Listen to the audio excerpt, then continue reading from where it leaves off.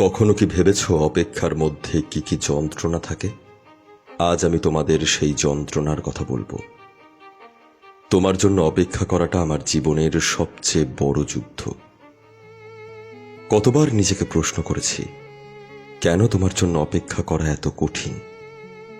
কতবার রাত জেগে তোমার খোঁজ নিয়েছি, অথচ তুমি ছিলে অনুপস্থিত। তুমি জানো, এই অপেক্ষা আমার জীবনের সবচেয়ে বড় যুদ্ধ।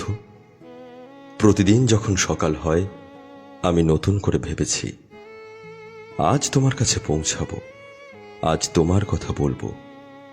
কিন্তু দিন শেষে আমি আবার একাই থাকি।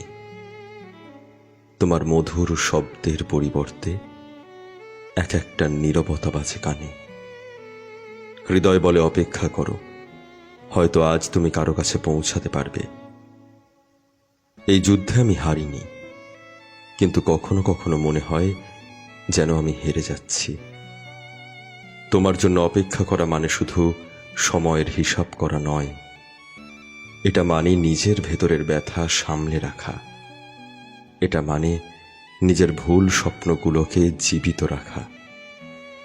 তবুও এই যুদ্ধের মধ্যে আমি শিখেছি, ভালোবাসা শুধু পাওয়ার নাম নয়, ভালোবাসা অপেক্ষার নাম, ভালোবাসা বোঝার নাম।